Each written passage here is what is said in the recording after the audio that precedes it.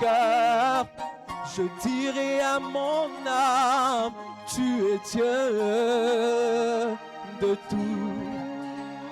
Même si les mers se déchaînent, tu parles et tu les calmes. Tu es mon repos, tu es au contrôle. Je lève les mains, je te donne. Je dirai à mon âme, oh, tu es Dieu. Même si les mers tu parlais, tu es mon repos.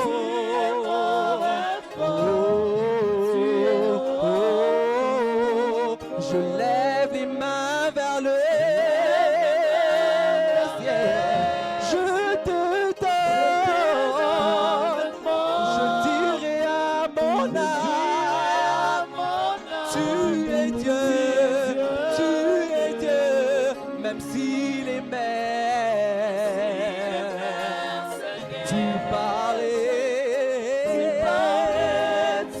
tu es mon repos, mon repos, mon repos. Jésus, c'est toi mon repos.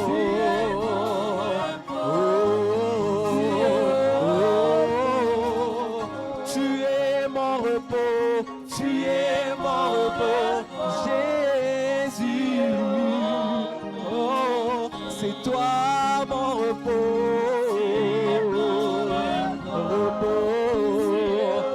Repos, tu es mon repos, au-dessus de tout.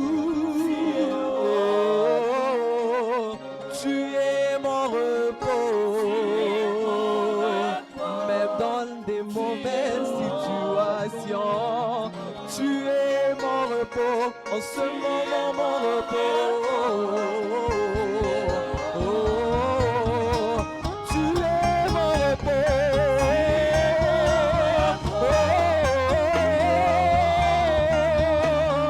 Tu es mon repos, tu es mon repos. Tu es mon repos.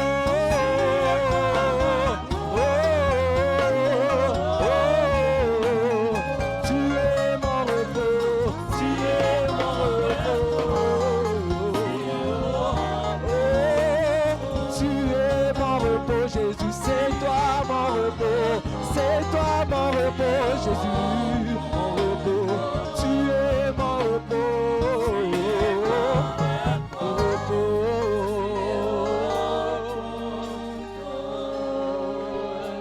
Je lève les mains vers le ciel, je te donne mon Nous gardons cœur. silence, nous gardons silence. Je dirai à mon âme, tu es Dieu de tout.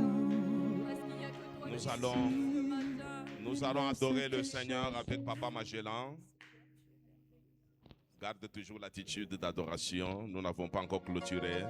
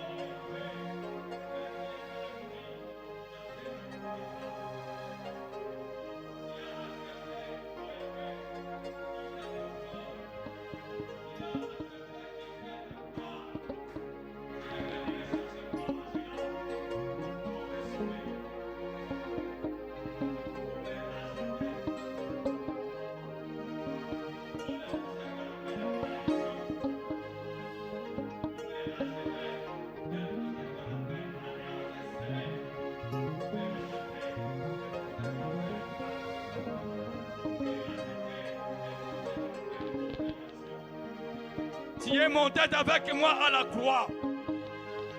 Tu es descendu avec moi dans le séjour des morts. Tu es ressuscité avec moi. Tu es monté au ciel avec moi. Voilà pourquoi mon âme ce matin t'adore, parce que tu es Dieu. Le Dieu de mon salut. Le Dieu de ma victoire. Tu es Elohim, c'est toi le générateur de vie. Tu es Adonai, c'est toi l'éternel Dieu. Mon âme ne cesserait de t'adorer parce que c'est toi qui dis un mot dans ma vie et la chose s'accomplit. Tu es toujours le dernier qui se lève, ô Yahweh. Tu es tout puissant. Je t'adore pour toute ta puissance. Je t'adore pour toute ta sainteté. Parce que tu es extrêmement et infiniment saint. Oh, le ciel des cieux ne peuvent même pas te contenir. Tu es tellement grand. Tu es partout, oh Dieu. Tu es partout, Jésus. Tu es partout, Jésus. Et tu vois du haut de ton trône ce qui se passe sur la terre. Tu es l'empreinte de la personne de Dieu. Quand même les hommes ne croient pas que tu es Dieu. Mais moi je confirme que tu es l'empreinte de la personne de Dieu.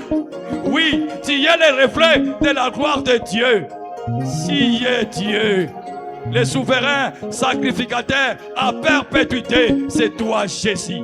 Jésus-Christ de Nazareth, le vrai Dieu. Tu n'as jamais menti. Ce que tu dis, tu la réalises toujours, quel que soit le temps que ça va prendre. Parce que tu es le Dieu des promesses. El Shaddai est ton nom. Mon âme te célèbre, mon âme t'exalte ce matin. C'est toi qui nous as rassemblés en ce lieu. C'est toi qui nous as attirés de part et d'autre pour nous réunir en ce lieu. C'est toi qui nous unis en ce lieu. Voilà pourquoi mon âme t'adore. Parce qu'un jour, tu as accepté être abandonné à cause de moi. À cause de moi.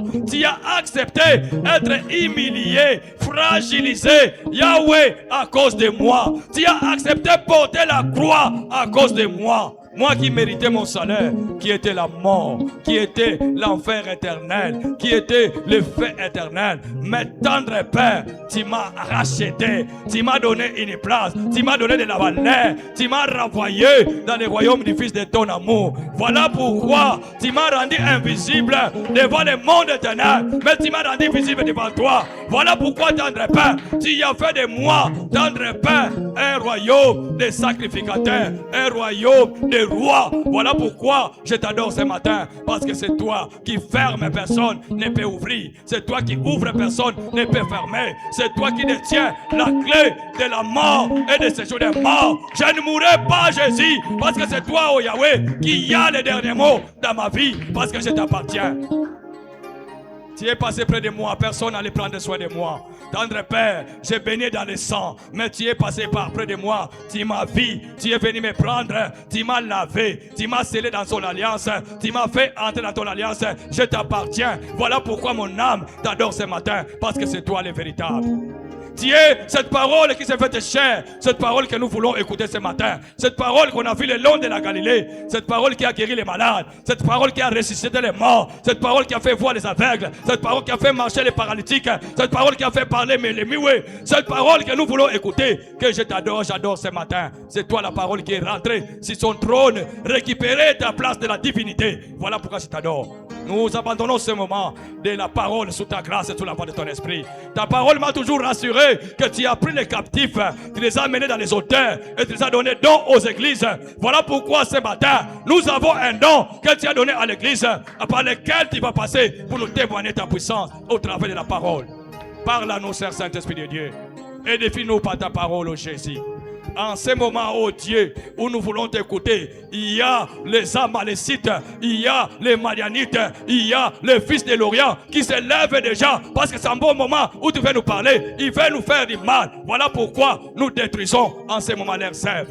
Nous détruisons leurs œuvres, nous détruisons leurs stratégies, nous détruisons leurs projets, nous détruisons tout ce qu'ils confessent dans le nom de Jésus enseigné. Nous les annulons et dans le nom de Jésus-Christ. Étends ta main de grâce en ces lieux. Étends ta main de puissance. Étends ta main de faveur. Agis au travers de cette parole que nous voulons écouter. Et c'est là dans le nom de Jésus-Christ que nous t'avons ainsi prié. Amen.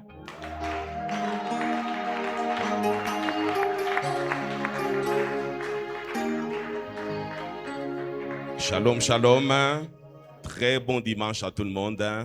Soyez bénis dans la maison du Seigneur. Nous rendons grâce à l'Éternel qui nous fait encore grâce ce matin d'être parmi les vivants et d'être sélectionné comme orateur du jour. Nous lui disons merci parce que il t'a donné aussi le souffle de vie et il t'a rappelé qu'aujourd'hui c'est le jour du Seigneur et au travers de son Esprit Saint, il a permis que tu sois parmi nous ce matin pour célébrer le nom de Christ et Jésus, pour adorer le roi des rois et pour écouter la parole du Seigneur. Nous disons merci à notre Dieu pour cela. Nous allons commencer par la lecture de la parole de Dieu. Nous allons vous prier de vous tenir debout. Nous sommes ce matin dans l'Ancien Testament. Un livre nous intéresse, c'est 1 Roi chapitre 18. 1 Roi chapitre 18, nous allons lire la parole à partir du verset 30 dans le nom puissant de Jésus. 1 Roi 18, 30, nous lisons la parole.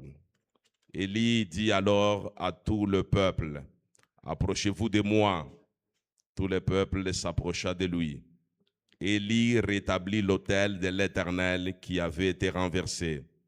Il prit 12 pierres d'après le nombre des tribus des fils de Jacob, auquel l'Éternel avait dit, « Israël sera ton nom. » Et il bâtit avec ces pierres un autel au nom de l'Éternel. Il fit autour de l'autel un fossé de la capacité de 2 mesures de semences. Il arrangea le bois, coupa le taureau par morceaux et le plaça sur le bois. Puis il dit, « Remplissez d'eau 4 cruches, et versez-les sur l'holocauste et sur le bois. » Il dit, « Faites-le une seconde fois. » Et ils le firent une seconde fois. Il dit, « Faites-le une 3e fois. » Et ils le firent une 3e fois. L'eau coula autour de l'autel et l'on remplit aussi d'eau le fossé. Au moment de la présentation de l'offrande, Élie, le prophète, s'avança et dit, « Éternel Dieu d'Abraham, d'Isaac et d'Israël, que l'on sache aujourd'hui que tu es Dieu en Israël et que je suis ton serviteur et que j'ai fait toutes choses par ta parole.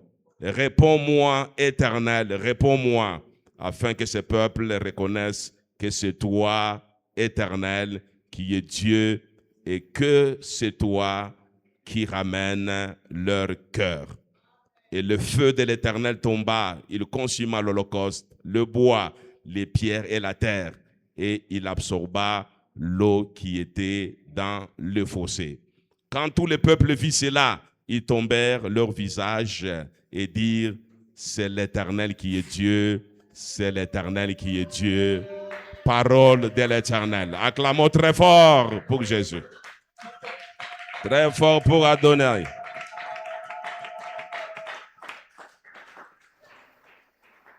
Encore une fois de plus, très bon dimanche à tout le monde. Je vous aime bien dans le nom de Jésus. Que le Seigneur bénisse votre semaine et qu'il bénisse votre année sabbatique qui est encore à son début dans le nom puissant de Jésus. J'ai eu la petite grâce de voyager et il y a un pays qui m'a beaucoup fasciné. J'aime ce pays. Je me retrouve parce que c'est un pays africain. Et ce pays, c'est la République d'Afrique du Sud. Les points d'entrée et de sortie de ce pays par avion, c'est la ville de Johannesburg. Pour ceux-là qui ont eu la grâce de voyager par avion, généralement, vous entrez par Johannesburg et vous sautez par Johannesburg.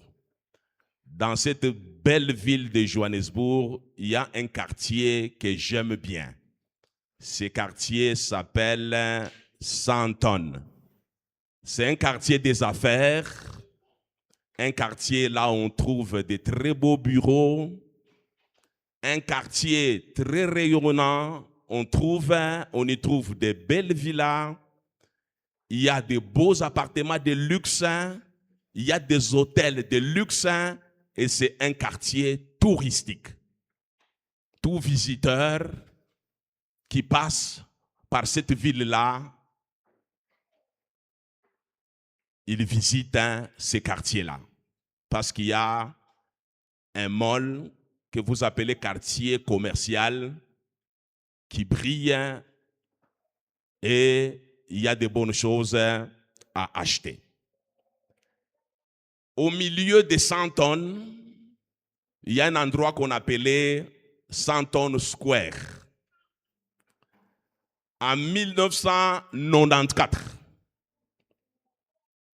après l'abolition de l'apartheid, un régime de ségrégation raciale, c'était un régime où les Blancs dominaient sur les grands nombres. Les Blancs en Afrique du Sud sont minoritaires, mais lors de l'apartheid, c'est la minorité qui dominait la majorité noire. Il y a eu une lutte, un combat. Il y a un homme du nom de Nelson Mandela qui a connu beaucoup d'années de prison. Et en 1994, cet homme-là a été désigné comme premier président noir de la République d'Afrique du Sud. 10 ans plus tard, en 2004, pour honorer la démocratie et le combat de Nelson Mandela, l'Afrique du Sud avait conçu une grande statue d'environ 6 mètres de hauteur et le poids c'est environ 2,5 tonnes de bronze. Et cette statue a été placée à la place qu'on appelait avant Santon Square. Depuis le 31 mars 2004, c'est-à-dire 10 ans de célébration de la démocratie, cette place a changé de nom. Aujourd'hui, si vous y allez, cette place ne s'appelle plus Santon Square, mais ça s'appelle Nelson Mandela Square. Pourquoi? Parce que on y avait érigé une statue pour célébrer un homme, pour célébrer la lutte d'un homme, pour célébrer la démocratie. Que le Seigneur vous bénisse. Et c'est une place qui est prisée par les touristes. D'après les statistiques actuelles, environ 1 million de touristes, de visiteurs, qui viennent à travers le monde, ils passent par là pour prendre des photos. Environ 1 million par mois. À cause de cet homme-là, l'Afrique du Sud fait beaucoup de recettes dans le domaine touristique. Soyez bénis dans le nom de Jésus. Aujourd'hui, je ne suis pas venu vous parler de Nelson Mandela. Je ne suis pas venu vous parler de la statue, du monument de Nelson Mandela. Je suis venu vous parler de l'autel d'adoration. Si l'Afrique du Sud est reconnaissant du travail abattu par un homme jusqu'à l'honorer à ce point-là, que dire maintenant des chrétiens que nous sommes? Pendant 14 ans, nous avons lutté, nous nous sommes battus, nous avons évangélisé, nous avons jeûné, nous avons formé des serviteurs de Dieu, nous avons formé des disciples. 14 ans après, qu'est-ce que nous allons faire pour notre Dieu? Autrement dit, après 14 ans de lutte, c'est notre indépendance aussi. Et notre indépendance s'appelle l'année de grâce du Seigneur. Notre indépendance s'appelle année de repos, année sabbatique. Qu'est-ce que nous allons faire pour le Seigneur? Le Seigneur a besoin que nous fassions quelque chose qui ne doit pas attirer 1 million de visiteurs chaque mois, mais quelque chose qui doit glorifier le nom de l'Éternel pour toujours. Si aujourd'hui, on continue à célébrer Nelson Mandela, qui est déjà mort, maintenant toi, le Seigneur, te demande de célébrer celui qui n'est pas mort, celui qui vit éternellement, celui qui vit au siècle des siècles. Vers les années 90, 90, beaucoup de gens et beaucoup de jeunes n'étaient pas encore nés. Les jeunes sud-africains, même les jeunes congolais. Aujourd'hui, nous avons des jeunes congolais qui descendent en Afrique du Sud. Ils connaissent l'histoire de Nelson Mandela. Chaque fois qu'ils passent à la place Nelson Mandela Square, ils posent la question pourquoi ce monument. Et les gens expliquent le pourquoi de ce monument-là. Un jour, nous allons aussi quitter cette terre des hommes. Nous allons partir. Nos enfants, nos petits-enfants ont besoin d'une histoire. Le Seigneur voudrait que tu puisses marquer ton temps. Et le moment Kairos, là où il faut faire quelque chose, bâtir un monument pour ton Dieu, pour notre Dieu, c'est maintenant, pas demain. Que le Seigneur vous bénisse. Est-ce qu'on peut acclamer très fort pour la gloire de Dieu? Souffrez que je vous rappelle notre thème de ce matin. C'est le prix à payer pour ton couronnement. Le prix à payer pour ton couronnement. Et le sous-thème qui a été retenu pour la journée d'aujourd'hui, c'est de l'autel de l'adoration à la construction de l'autel. De l'adoration à la construction de l'autel. Si les grands monuments de Nelson Mandela est appelé grande statue, stèle, monument, pour le Seigneur, cette grande statue qu'il réclame, ce grand monument qu'il réclame est appelé autel d'adoration. Ce matin, nous allons parler de l'adoration, nous allons parler de l'autel. Pourquoi de l'autel? Parce que Dieu exige aujourd'hui qu'il y ait un autel pour sa gloire et pour marquer ton histoire. L'histoire de cette communauté, l'histoire de ton passage dans cette communauté. Que le Seigneur vous bénisse abondamment. Souffre aujourd'hui que je revienne sur l'adoration. La fois passée, j'avais enseigné sur l'adoration. Aujourd'hui, je vais encore parler de l'adoration. Dans la première partie de mon sermon. Dans la deuxième partie, nous allons parler de l'autel. Et après, nous allons tirer une petite conclusion pour clôturer notre enseignement de ce matin. Je commence par vous donner la définition du mot adoration. J'ai retenu beaucoup de définitions du mot adoration pour vous aider à comprendre ce qu'il faut faire.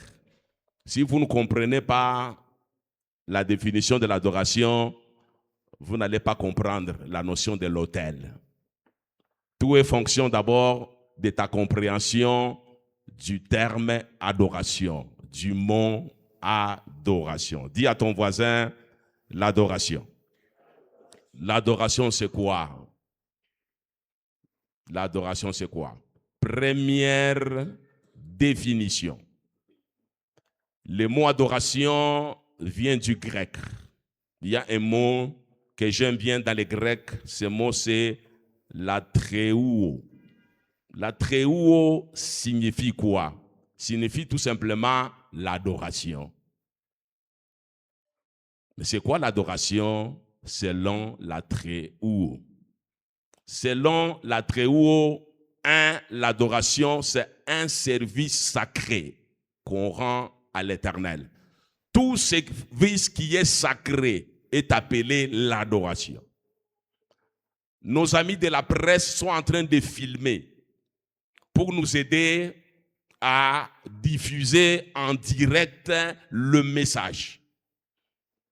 Au niveau de Facebook, au niveau de YouTube, c'est un service sacré. Ils sont au service de l'évangile. Ce service-là est sacré. Ce service-là, c'est déjà de l'adoration. Il y a quelques minutes, il y a les différentes chorales qui ont défilé pour nous introduire dans la louange d'ensemble, mais aussi dans l'adoration. Ce service-là, le fait de chanter là, ce service-là, c'est de l'adoration. Il y a nos amis du protocole qui nous ont aidés dans la salle à retrouver des bonnes places, qu'ils mettent de l'ordre, ils font de la sécurité. Ce service-là, c'est un service sacré lié au temple. C'est de l'adoration. Donc l'adoration commence par un service. Tout service sacré dans la maison du Seigneur s'appelle l'adoration dans le sens de la tréouo. Le fait de servir aussi dans le temple. Le fait de servir dans l'église. Le temple, c'est lié à l'Ancien Testament. Alléluia. Dans l'Ancien Testament, il y avait un seul temple qui était à Jérusalem. Et les autres, c'était des synagogues. Le fait de servir dans un temple ou dans une synagogue, c'est de l'adoration. La presse est en train de servir à la presse. Le fait de servir, c'est de l'adoration. Je suis en train de vous prêcher, c'est un service, c'est de l'adoration. Les moniteurs et les monitrices de l'école de dimanche sont en train de servir nos enfants au niveau de ce département. C'est de l'adoration. Donc, lorsqu'on parle de l'adoration, on parle d'un service qui est sacré. On parle aussi du fait de servir. Le service lui-même, c'est une adoration. Le fait de servir aussi, c'est une adoration. Donc, lorsque quelqu'un dans l'église ne sert pas, ce n'est pas un adorateur. Alléluia. Voilà pourquoi dans l'église, c'est différent du temple. Dans le temple, il y avait une sélection. Je voulais dire, dans le sacerdoce lévitique. Dans le sacerdoce de l'Ancien Testament. Les chantres, les lévites, les sacrificateurs, les souverains sacrificateurs, c'était les membres sélectionnés. Ils venaient d'une seule tribu, d'un seul clan. Mais dans le Nouveau Testament, tout le monde est lévite, tout le monde est sacrificateur. Comme tout le monde est lévite, tout le monde est sacrificateur, donc tout le monde doit accéder dans la catégorie de l'adoration en servant. Donc on ne vient pas à l'église comme ça. Donc on vient à l'église pour servir. Si tu ne sers pas à l'église, tu n'es pas un adorateur. Quelqu'un qui se soustrait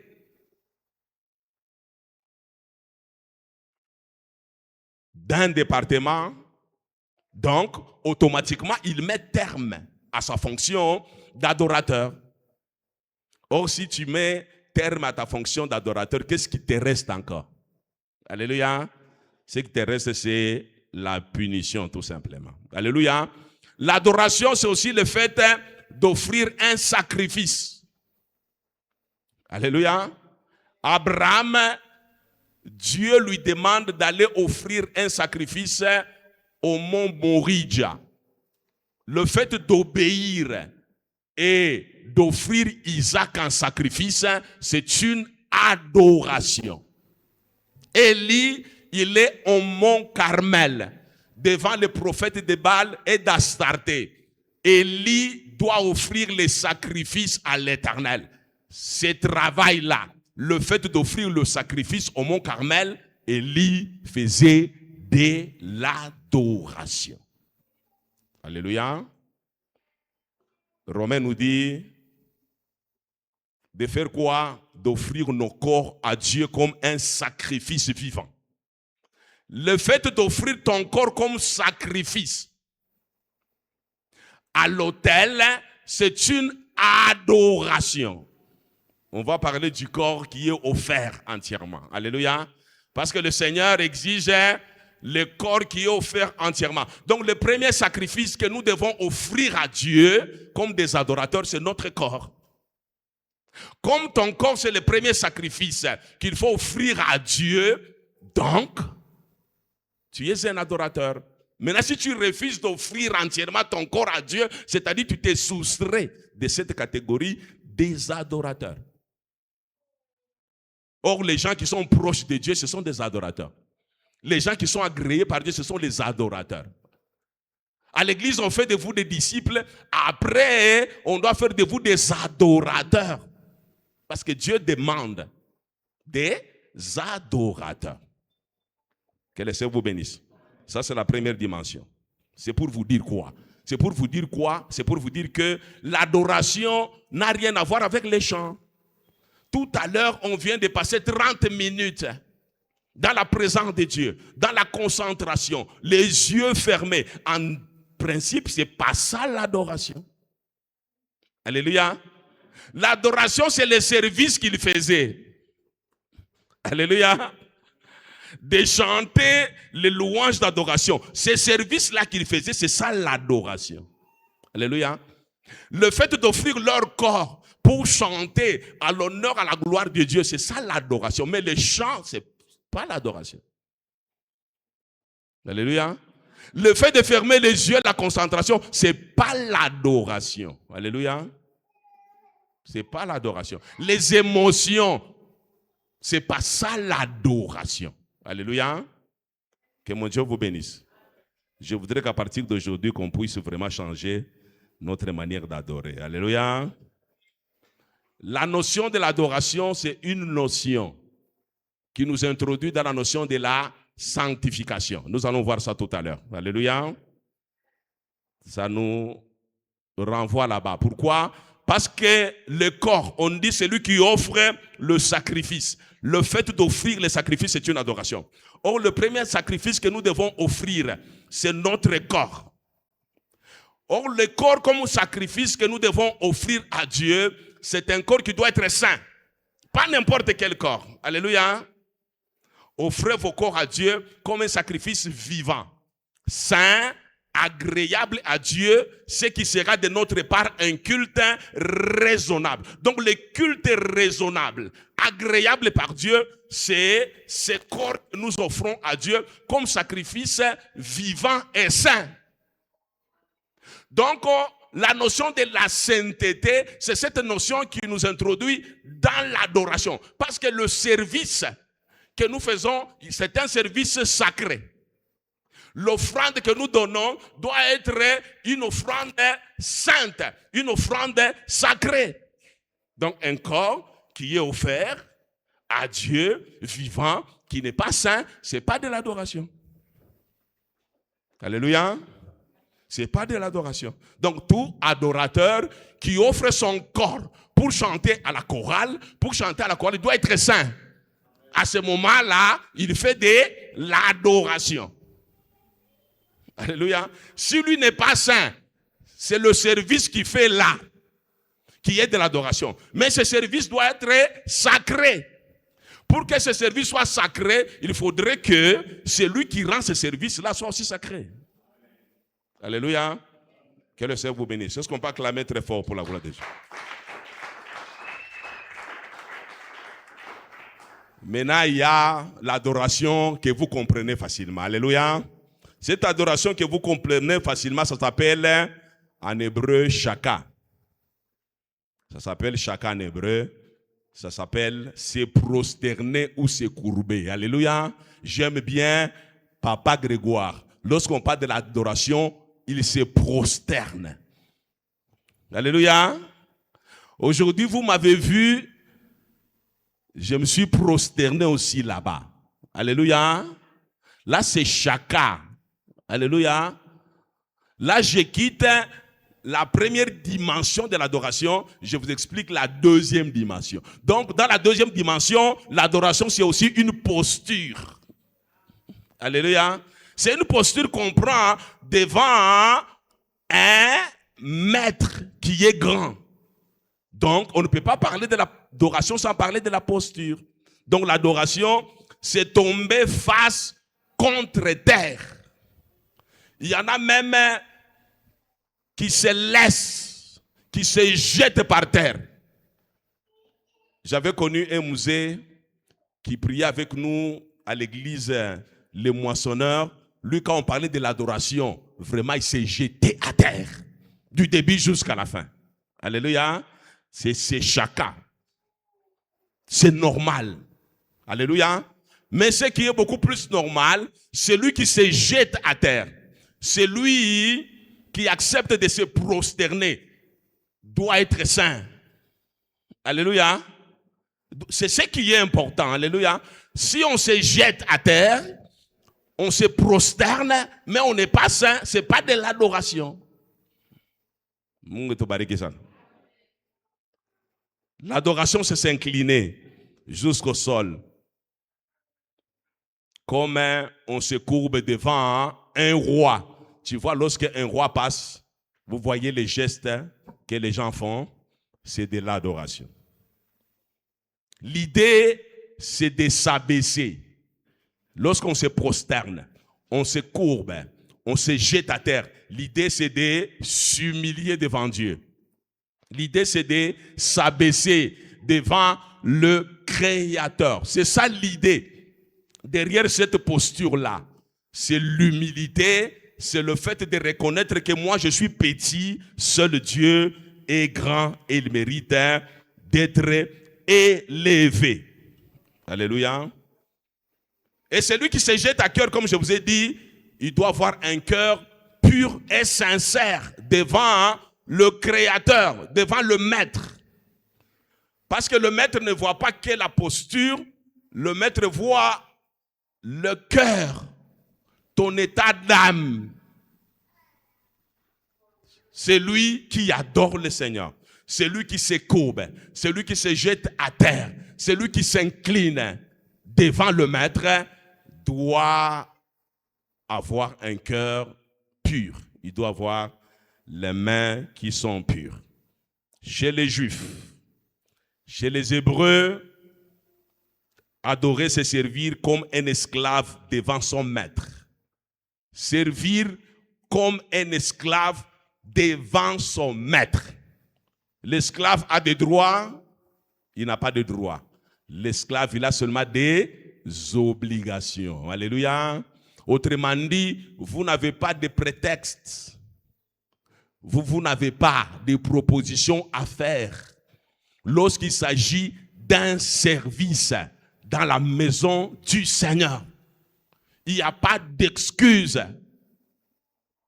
Il n'y a pas d'appel. Pasteur, aujourd'hui je ne viens pas. Non. C'est une relation entre un doulos et un kurios. Le kurios, c'est le Seigneur, c'est le Maître, c'est lui qui décide. Il n'y a que lui qui peut te dispenser. Un esclave, même s'il est malade, il doit servir dans son état, à moins que les kurios lui disent que je te donne un repos. Si le kurios ne t'a pas donné un repos, tu ne peux pas toi-même t'accorder des repos. Alléluia. J'ai aimé un message, c'était dans le groupe des serviteurs de Dieu que j'ai tiré ce message-là. Je vous ai envoyé ce message-là. Ce message-là décrit le comportement des chrétiens. Alléluia. Dans ce message, quelque part, on nous dit, un chrétien, lorsqu'il doit s'absenter à l'école ou au travail, il doit appeler son chef direct pour présenter les excuses. Alléluia. Mais un chrétien, lorsqu'il doit s'absenter à l'église, il n'appellera jamais le pasteur, qui est l'ange de l'église, pour présenter les excuses. Alléluia. Tout simplement pourquoi? Parce que les gens ne sont pas des adorateurs. Ce ne sont pas des doulos. Ils sont devenus aussi des petits maîtres à leur niveau. Ils refusent de s'abaisser, de se soumettre. Alléluia. Donc beaucoup de gens ne sont pas des adorateurs. Alléluia. Lorsqu'on vous demande, on vous dit que le culte commence à 8h, c'est à 8h. Vous n'avez pas, vous, à modifier le programme de l'église. 8h, c'est 8h. Les serviteurs, de 7h à 8h. Nous devons être là de 7h à 8h pour intercéder. Donc, il n'y a pas de négociation à faire. Tu es un doulos. Alléluia. C'est le programme du maître. Tu dois te soumettre au maître. C'est ça l'attitude d'un adorateur. C'est ça la nature d'un adorateur. C'est soumettre au maître. Et la soumission doit être totale. Lorsque tu commences à te soumettre totalement, tu es un adorateur. Alléluia. Mungu akubariki sana na Mungu akusaidie sana. Chez les Hébreux, ces doulos-là, cet esclave-là, doit être pur pour servir dans la maison du roi. Doit se purifier pour servir dans la maison du roi. Les mains de l'esclave doivent être pures pour servir dans la maison du roi. Alléluia. Donc la relation de doulos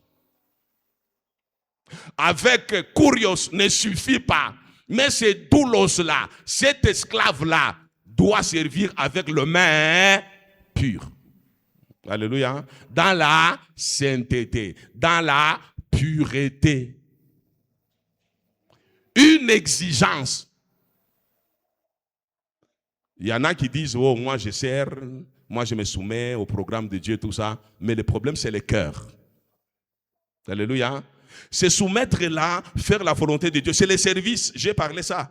Lorsque j'ai parlé de la Tréou. C'est un service. Mais celui qui exécute ce service-là, dans la maison de Dieu, comme esclave, il doit le faire avec les mains propres. Il doit le faire dans la sanctification. Alléluia. C'est ainsi que jusqu'au moment où nous allons mourir, on ne cessera jamais de parler de la sanctification. Alléluia. C'est le centre de toutes les choses. Chez les Hébreux, on ne sert pas le roi avec les mains sales, comme je venais de vous dire. Pas avec les mains sales. Un doulos doit être propre, les mains très propres. C'est la notion de la pureté qui est exigée. La notion de la sainteté qui est exigée sur le plan spirituel. Un autre mot qui nous aide à comprendre l'adoration, en grec, c'est proskuneo. Proskuneo. Qui signifie embrasser. Comme un chien qui lèche la main de son maître.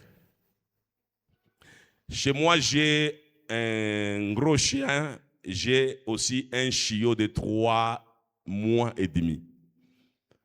Je constate souvent, le gros chien là, lorsque j'arrive, il a tendance à lécher mes mains.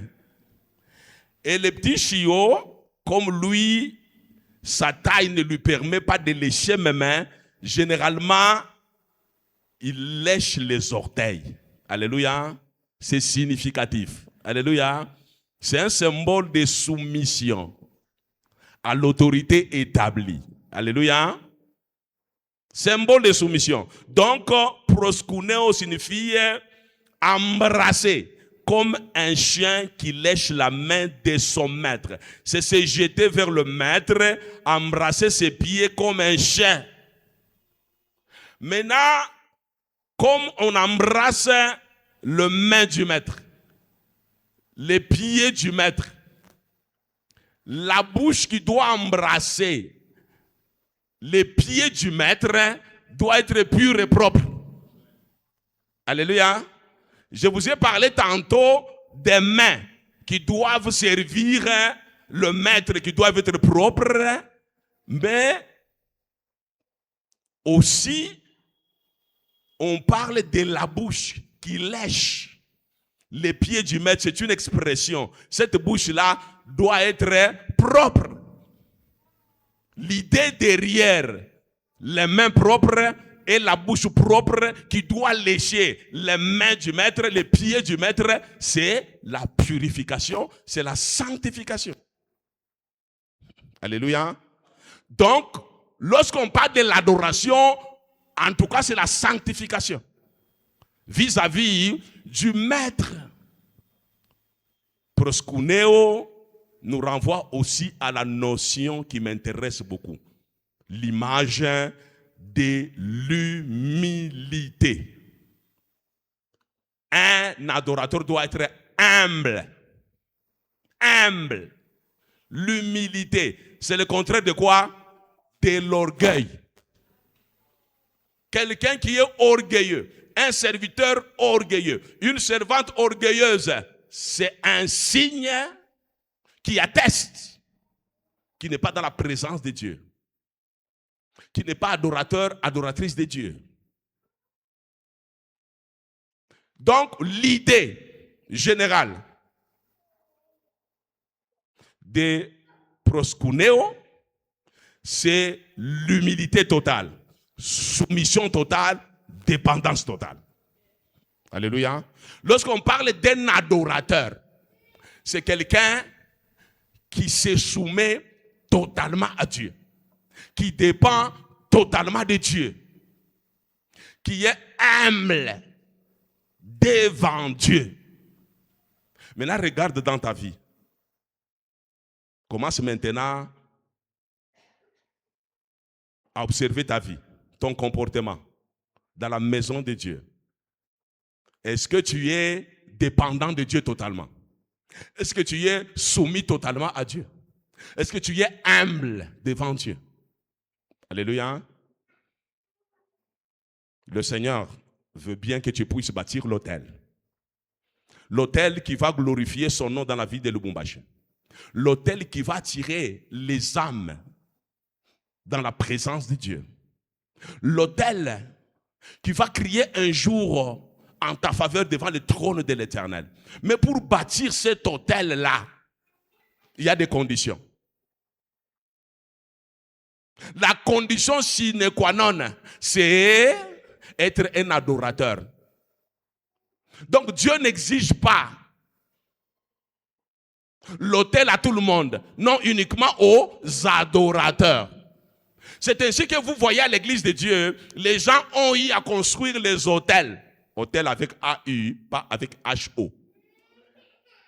Les gens ont eu à bâtir les hôtels. Ou un hôtel. Mais cet hôtel-là ne produit rien du tout. Pourquoi? Parce que il y a l'aspect adoration qui manque.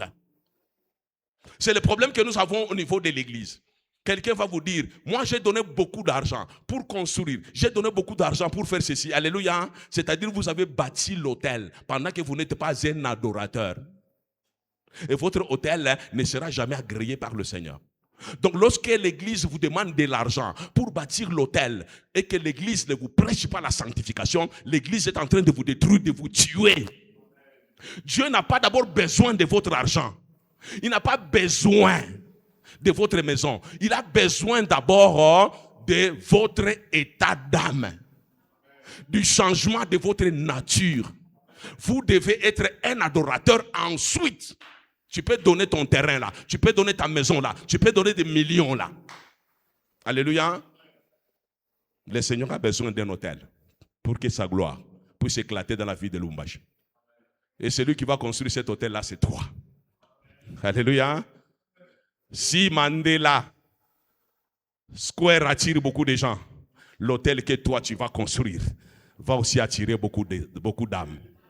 Alors le Seigneur veut te préparer à être un adorateur, un véritable, capable de bâtir un hôtel en son honneur dans la vie de Lubumbashi. Acclame encore pour la gloire de notre Dieu.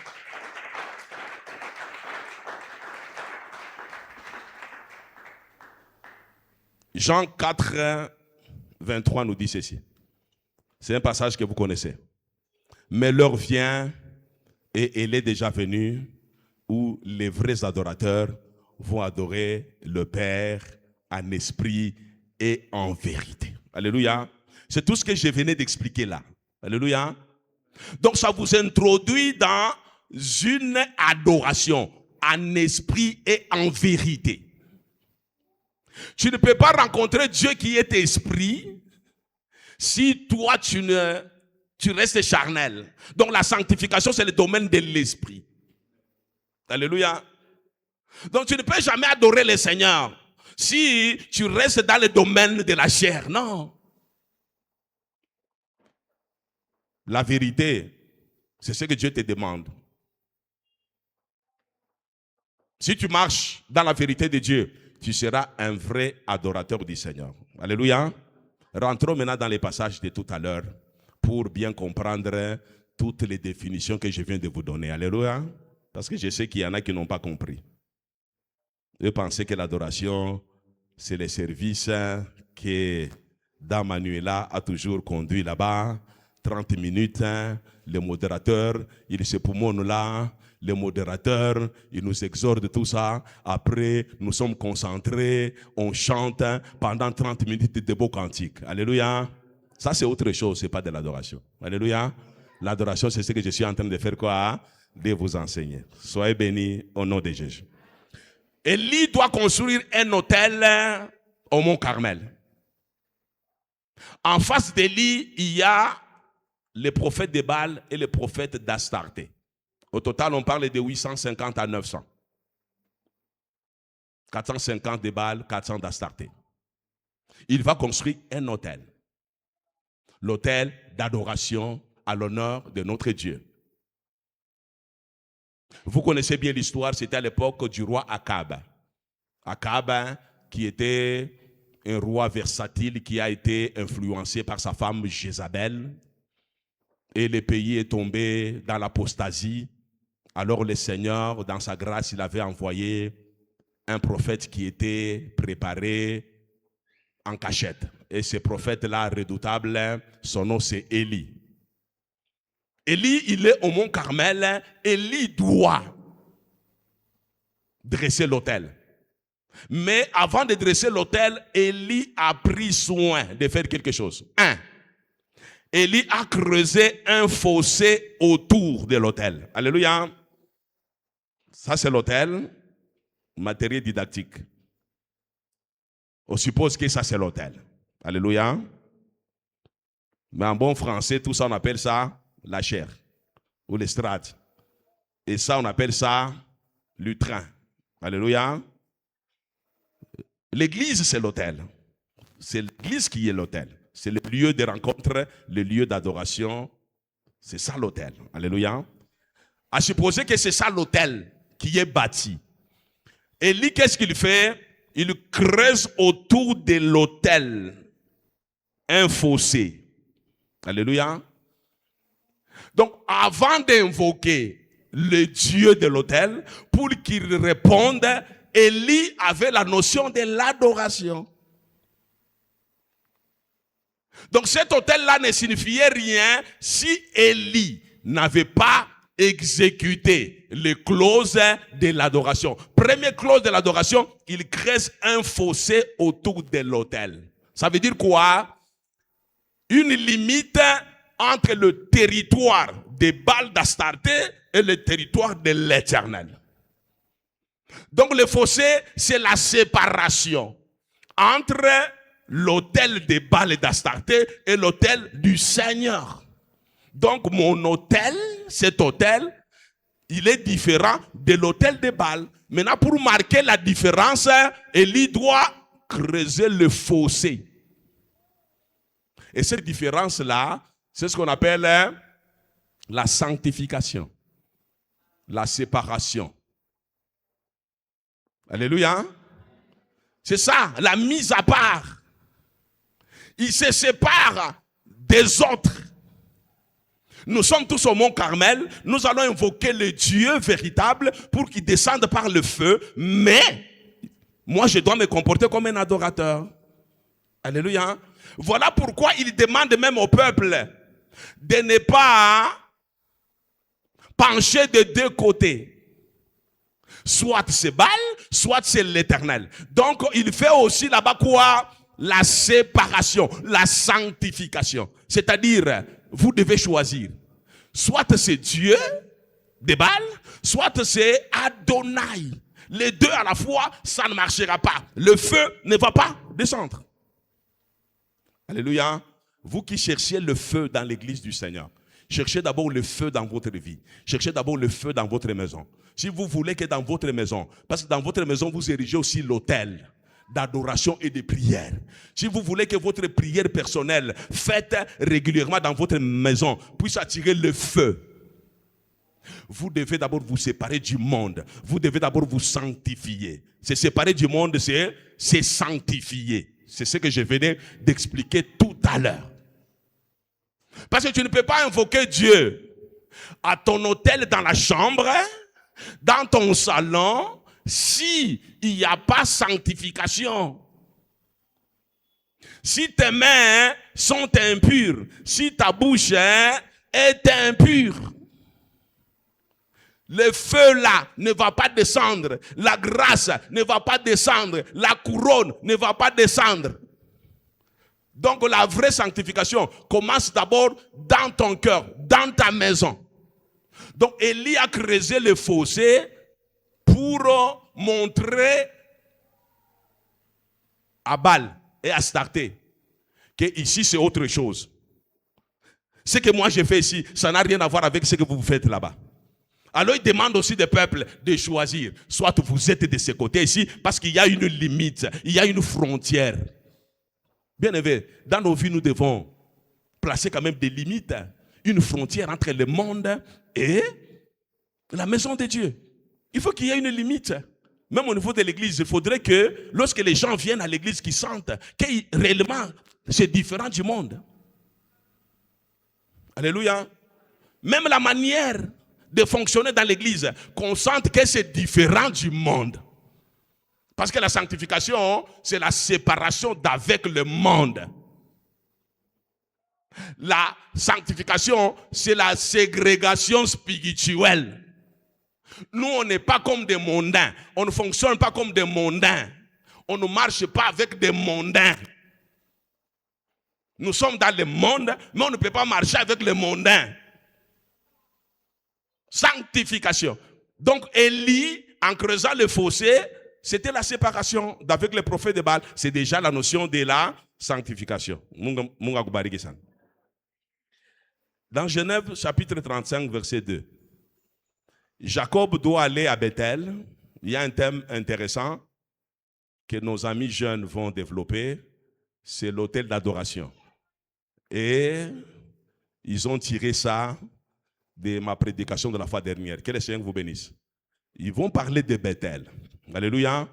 Maintenant, vous lisez, lorsque vous lisez dans Genèse 35, verset 2, avant d'aller à Bethel, Jacob d'abord dit ceci, à sa maison et à tous ceux qui étaient avec lui, des serviteurs, tout ceux-là qui vivaient dans sa maison. Ôtez les dieux étrangers qui sont au milieu de vous. Purifiez-vous et changez de vêtements. Alléluia. Là, il se prépare pour aller à Bethel. À Bethel, il y a quoi? À Bethel, il y a l'autel d'adoration. Élie va construire un hôtel d'adoration à Bethel. Avant d'aller à Bethel, il demande aux gens de sa maison, à tous ceux-là qui habitaient dans sa maison, aux serviteurs de sa maison, de faire quoi? De se débarrasser de tous les dieux étrangers. La sanctification. Séparation d'avec les choses du monde. Dans la maison de Dieu, il n'y a pas de syncrétisme.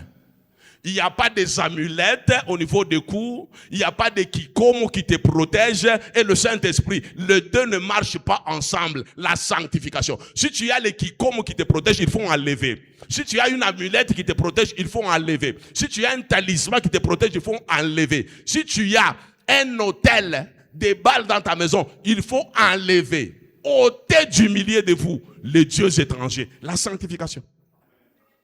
Après, il dit quoi? Purifiez-vous. Ayez les mains pures. Ayez la bouche pure. Alléluia. Autrement dit, là-bas, si vous ne vous sanctifiez pas, si vous ne vous purifiez pas, il n'y aura rien du tout. Le Seigneur ne va pas agréer notre autel de Bethel. Sans la sanctification, il n'y a pas d'autel. Sans la purification, il n'y a pas d'autel. Sans la repentance sincère, il n'y a pas d'autel. Il dit encore quoi? Changer de vêtements. Changer de vêtements. Ça, c'est la repentance et le renoncement.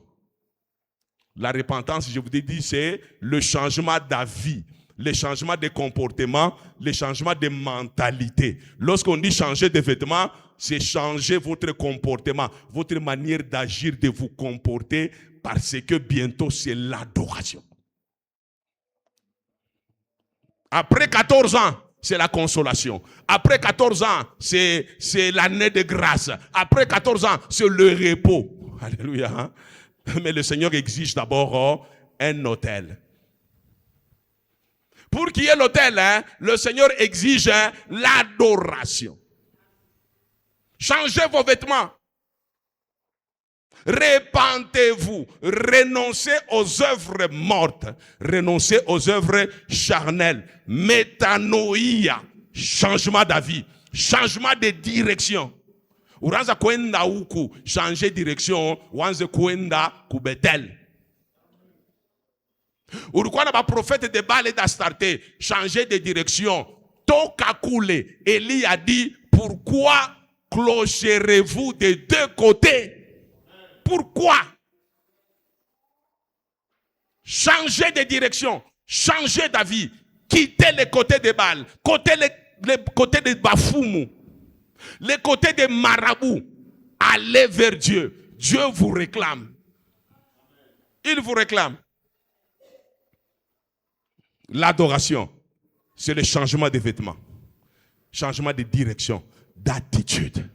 Or, pour changer d'attitude, il faut faire quoi? Il faut renoncer. Renonce. Dieu veut que tu renonces.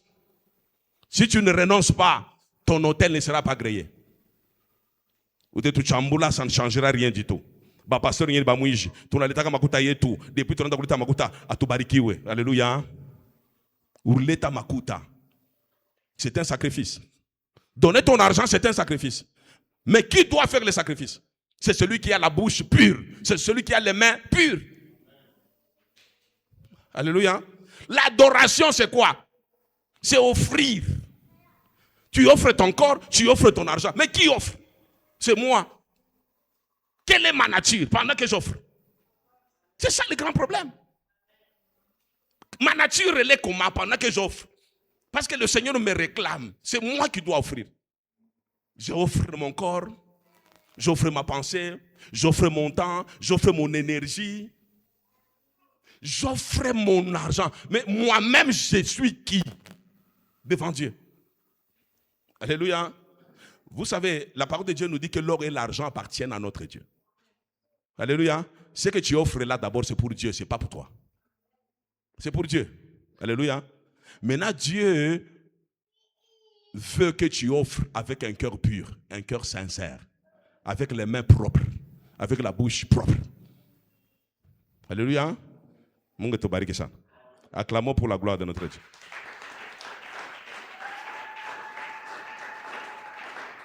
Il arrangea le bois. Il arrangea le bois. Alléluia. Il a arrangé le bois. Ah, là je rentre sur Élie. Puisque j'ai combiné Élie, j'ai parlé de Jacob. C'était les illustrations, comme on dit dans la prédication. Je rentre encore sur l'homme de Dieu au Mont Carmel. Après avoir creusé le fossé, il avait arrangé le bois. Le bois, c'est le symbole quoi? C'est le symbole de la croix. La croix, c'est le symbole de quoi? C'est le symbole du sacrifice. Sacrifice suprême. Alléluia. C'est-à-dire celui-là qui s'offre. Il doit s'offrir comme un sacrifice suprême. C'est-à-dire, il est prêt à mourir pour Jésus. Prêt. Alléluia. Vous voyez, les offrandes que nous donnons, l'argent que nous donnons. Il y a de l'argent qui monte devant Dieu. comme un véritable parfum de bonne odeur qui attire la grâce dans nos vies, de nos enfants, de nos petits-enfants. Pourquoi? Parce que la personne qui a donné, c'est un sacrifice. Donc il a sacrifié même son avenir. Il a sacrifié même sa destinée. Le bois. Donc Isaac, qu'on a présenté à Morija, c'était le bois. Quel autre a présenté? C'était la préfiguration de ce qui s'est passé à la croix de Golgotha. Donc Abraham a offert quelque chose de coûteux, de précieux. C'est un sacrifice de bonne odeur qu'il a déposé. Alléluia. Alléluia. Celui qui dresse l'autel, là, qui dresse l'autel, il doit aussi arranger les bois. Le bois, c'est le sacrifice de la croix. Oh, il n'y a pas de croix sans souffrance. Donc tu dois offrir quelque chose qui t'écoute. Lorsque tu donnes, comment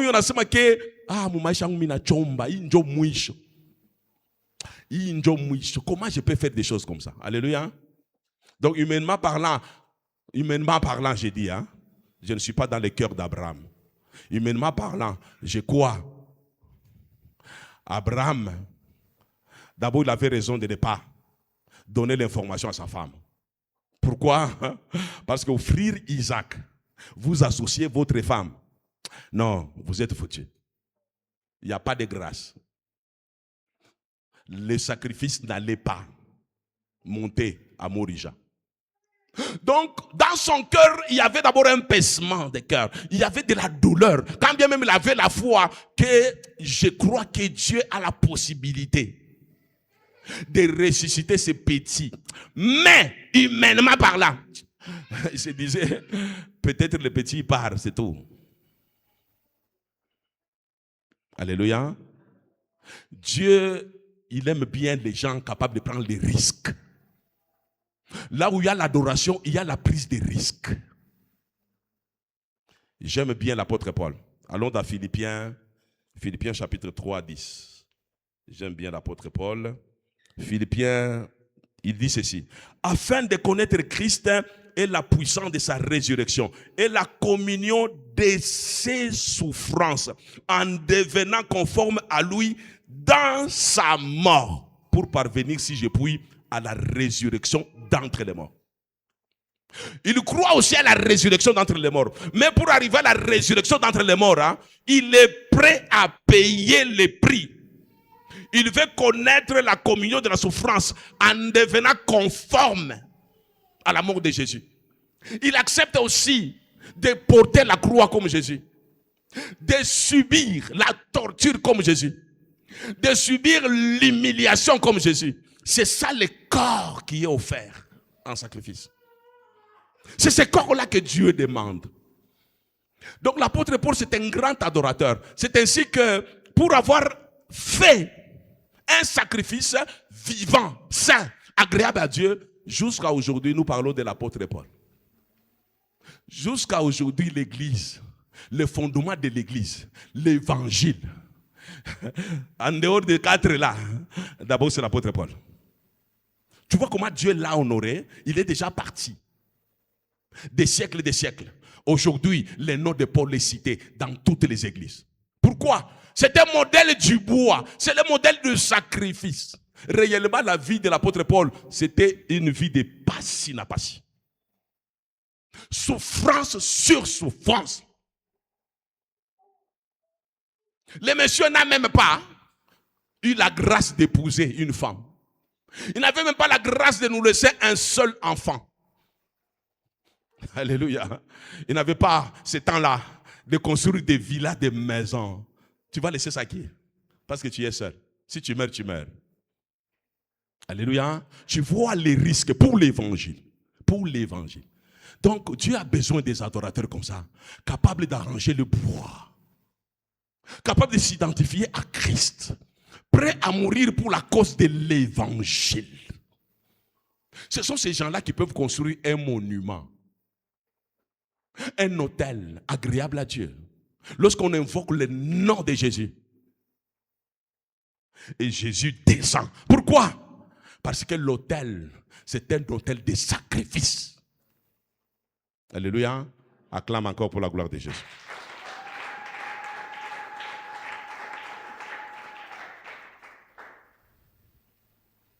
Le Seigneur veut que tu puisses te révolter. Il faut quitter le monde de l'ordinaire. Tu peux entrer dans le monde maintenant d'extraordinaire. Alléluia. Entre dans le monde maintenant des grands. Il a mis les taureaux en pièces, en morceaux. Après, sur l'autel, il a rangé le bois. On lui a donné le taureau.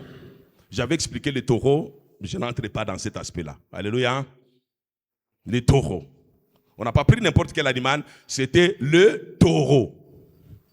Mais ce qui m'intéresse aujourd'hui, c'est l'opération du taureau. On a coupé les taureaux en morceaux. Taureaux. Entiers. Alléluia. Notre image, lorsque nous venons à l'église, c'est comme l'image du taureau. Le taureau, c'est un animal vigoureux, un animal très fort. Et qui est préférable pour le sacrifice. Donc, ton image de taureau doit disparaître. Dieu a besoin à l'église des brebis, des agneaux. Alors, un taureau qu'on doit découper, c'est quelqu'un qui doit être brisé. Brisé. Comme un Jacob à Peniel. On doit toucher ta hanche, ton appui.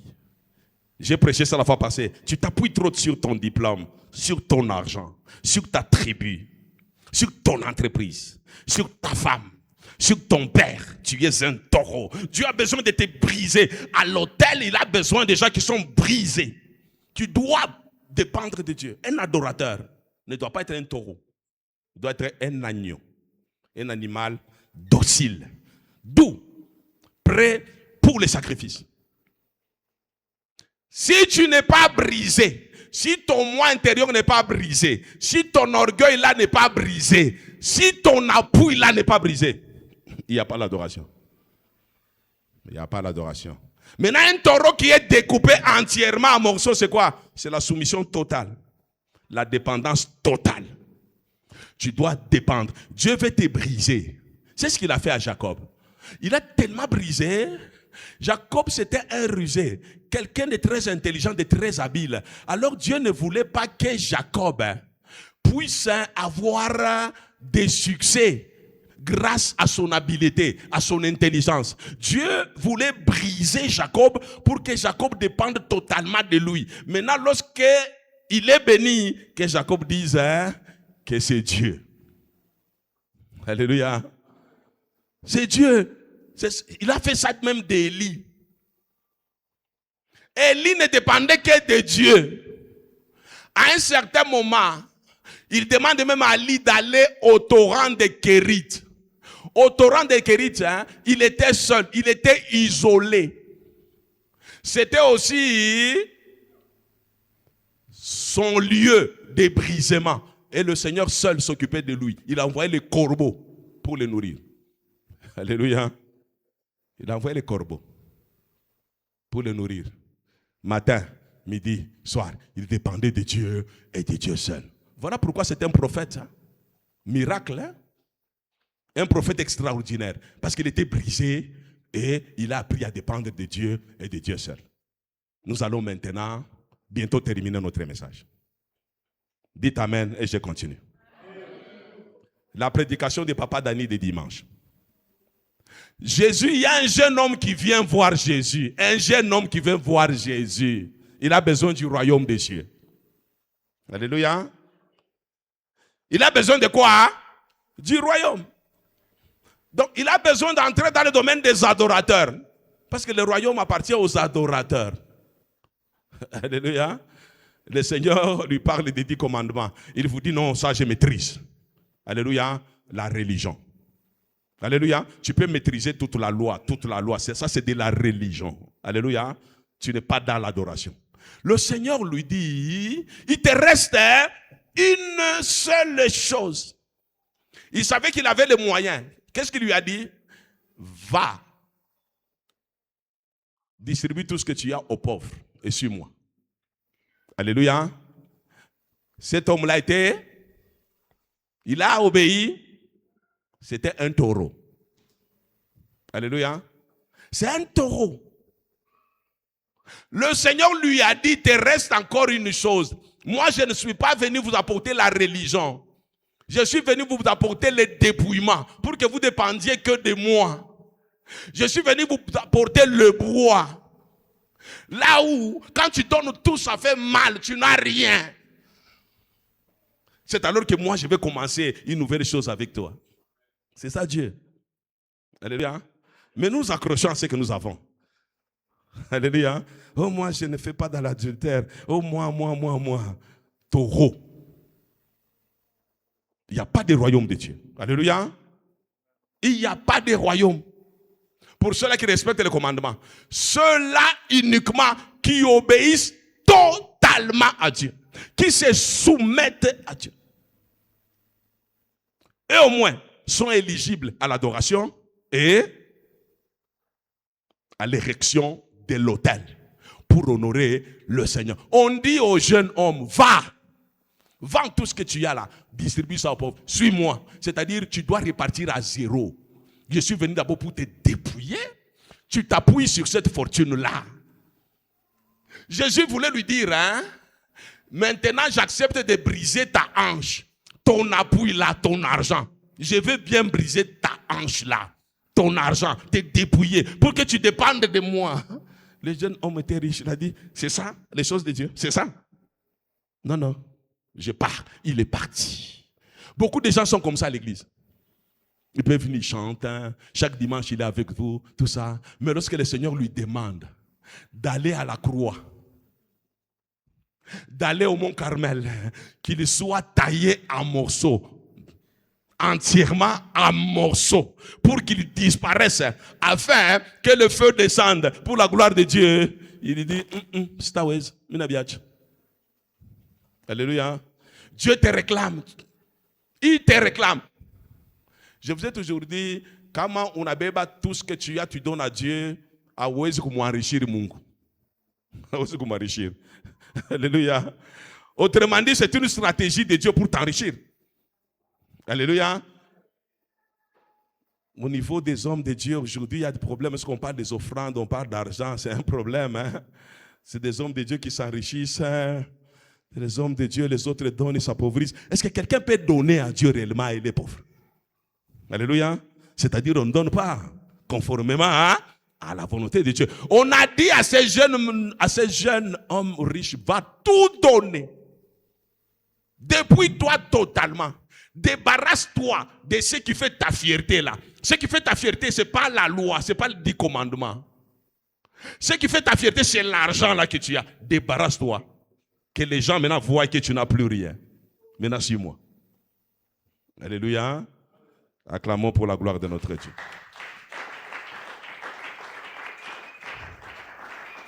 Maintenant, l'autel, c'est quoi? J'ai terminé dans 5 minutes. L'autel, c'est un lieu de rencontre, un lieu de transaction, un lieu de prière, un lieu de rendez-vous, un lieu d'atterrissage de Dieu. Par exemple, l'église ici, c'est un autel. C'est un lieu de rendez-vous avec Dieu. C'est un lieu de prière, d'exaucement. C'est un lieu d'adoration. C'est une adresse de Dieu. Alléluia. C'est ça l'autel. Donc c'est un lieu de rencontre. C'est aussi un monument, c'est un édifice. Alléluia. C'est un édifice. Maintenant Dieu vous demande, ne vous demande pas une salle. Alléluia. Ça c'est une salle. Vous savez que c'est une salle? Dieu vous demande un hôtel. Maintenant vous, il vous demande un hôtel. Il vous demande pas une salle, mais un hôtel que vous devez bâtir. Le lieu de rencontre. Un lieu qui va glorifier le nom de Jésus dans la vie de Lubumbashi. Si les Sud-Africains ont construit la grande statue de Nelson Mandela qui attire beaucoup de gens, Dieu veut aussi que vous construisez un hôtel, un lieu de rencontre véritable avec vous. Vous savez pourquoi Dieu vous exige? Ce n'est pas vous qui avez construit cette salle. Alléluia. Ce n'est pas vous qui avez construit cette salle. Alléluia. Donc n'accédez pas dans la bénédiction des autres. Alléluia. vous risquez d'être piégé. Alléluia. Votre bénédiction, c'est votre bénédiction. Alléluia. Donc un adorateur doit construire son autel. Et ici, Dieu nous demande un autel collectif. Collectif. Un autel. On n'en a pas dans la vie de Lubumbashi. Pour votre vision, pour la mission que Dieu vous a donnée, on n'en a pas dans la vie de Lubumbashi. Mais ce qui me fait mal, c'est parce que nous n'avons pas des gens qualifiés pour faire l'autel. Voilà pourquoi l'autel tarde à venir.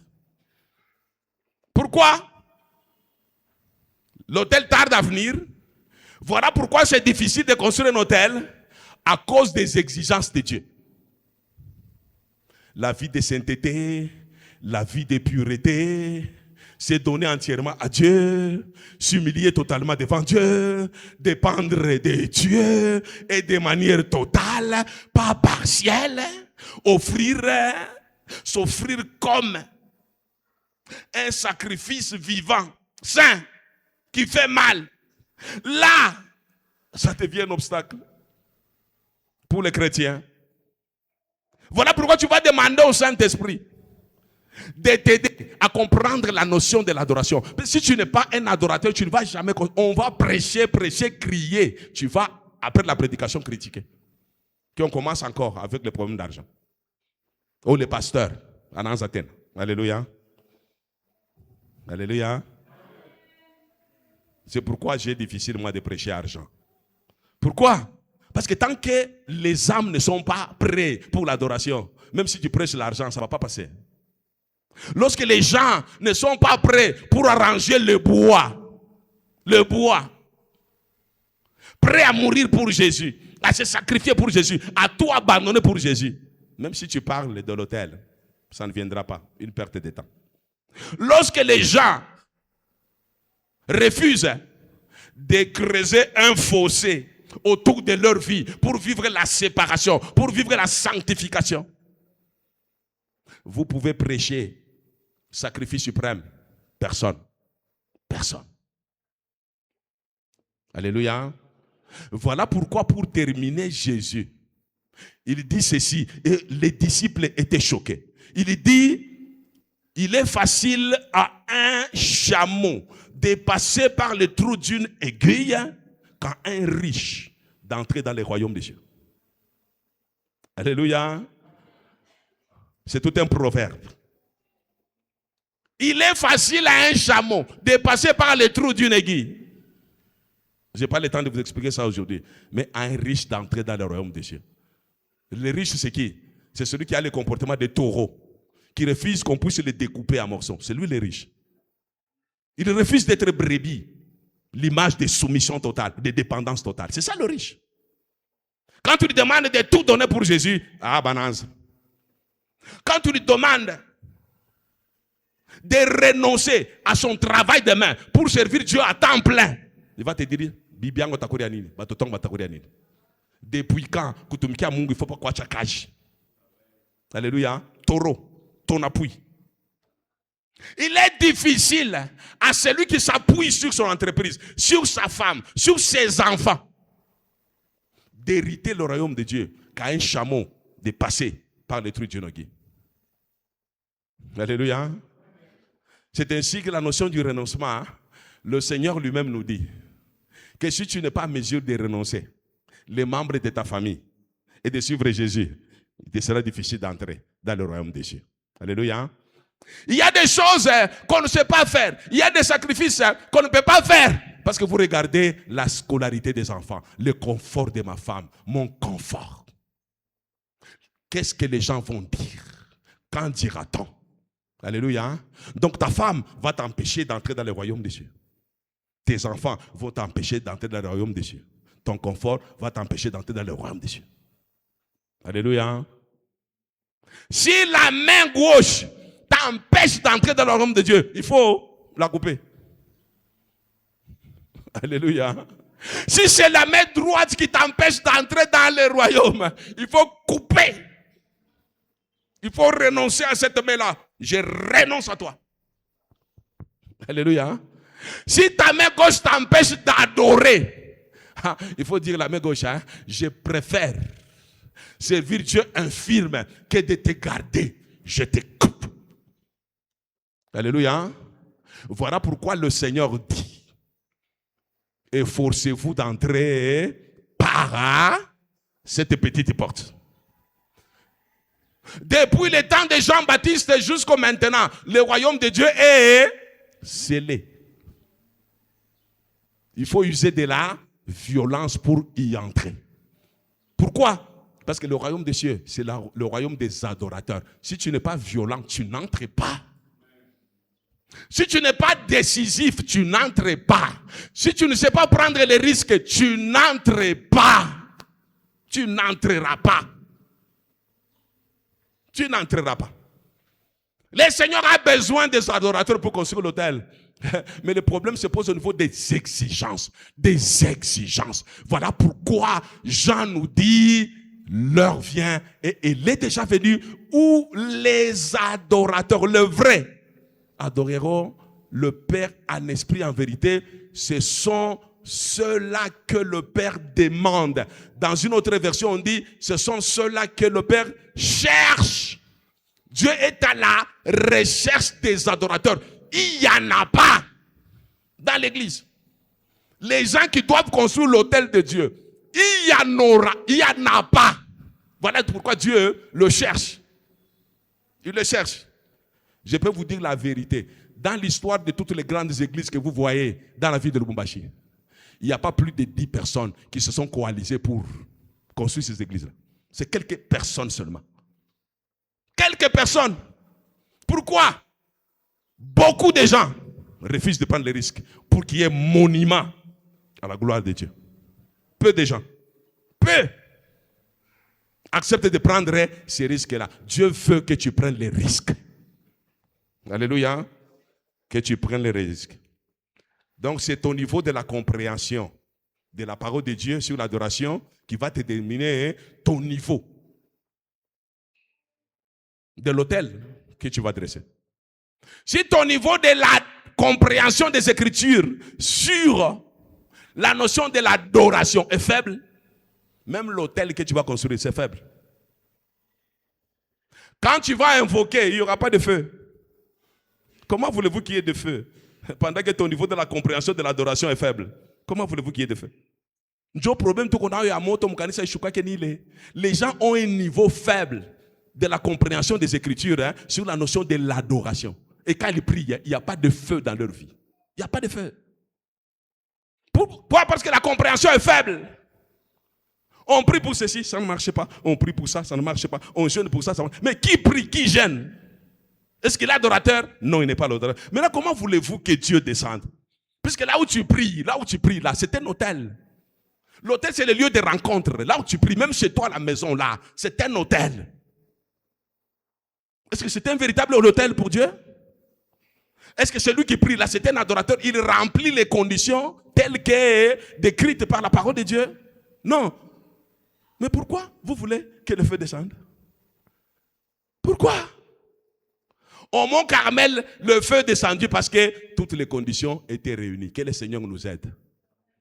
En cette 14e année, de comprendre les Écritures sur la notion de l'adoration et de construire un hôtel d'adoration qui va glorifier le nom de l'Éternel dans la vie de Lubumbashi. C'est alors que vous verrez la main de Dieu dans votre vie et vous serez réellement couronné. Que mon Dieu bénisse sa parole.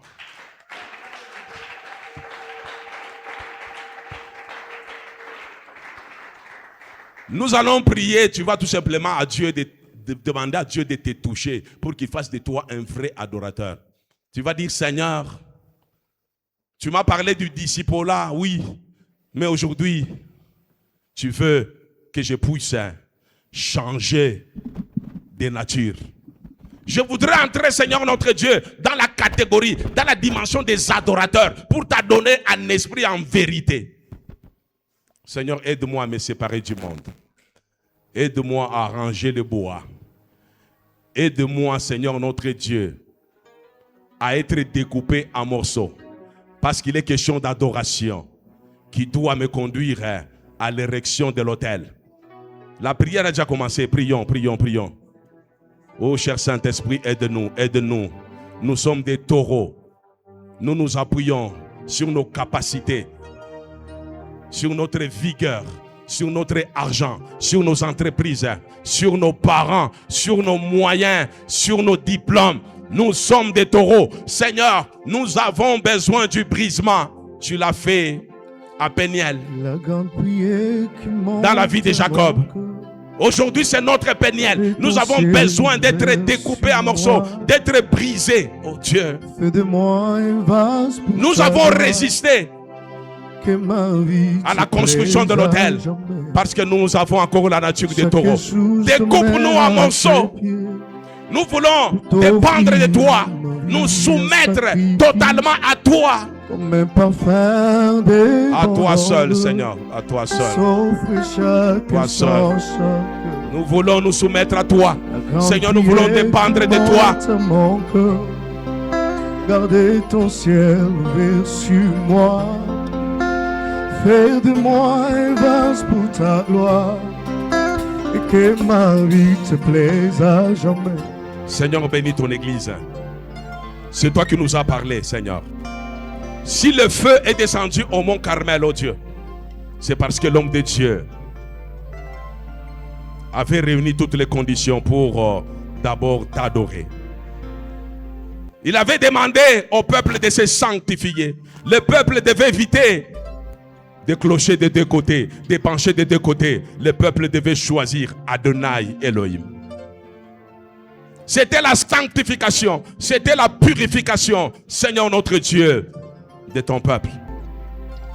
Seigneur, il avait tracé un fossé autour de l'autel, comme une ligne de démarcation entre l'autel de Baal et l'autel de l'Éternel. Seigneur, nous refusons à partir d'aujourd'hui de garder les idoles dans nos maisons, de garder les fétiches dans nos maisons.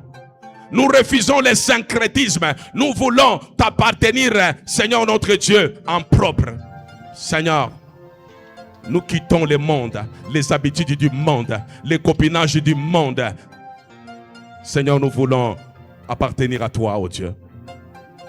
Seigneur, l'homme de Dieu a rangé le bois, symbole de la croix, symbole du sacrifice suprême. Seigneur, l'apôtre Paul a accepté la croix. Et il est mort, Seigneur notre Dieu, comme son maître. Seigneur, nous acceptons aussi la croix. La croix, Seigneur, le sacrifice. À l'autel vivant et saint, un sacrifice qui coûte. Seigneur, ma vie, Seigneur, coûte cher. Que dire maintenant de mon argent? Mon argent n'est pas plus coûteux que ma vie. Seigneur, j'accepte de te donner toute ma vie, c'est-à-dire de te donner tout ce qui m'appartient. Seigneur, le bois, Seigneur. Le taureau qui est à moi doit mourir. L'orgueil doit mourir. L'intelligence humaine doit mourir. Mes capacités humaines doivent mourir, oh Dieu. Seigneur, nous voulons être des agneaux, oh Dieu.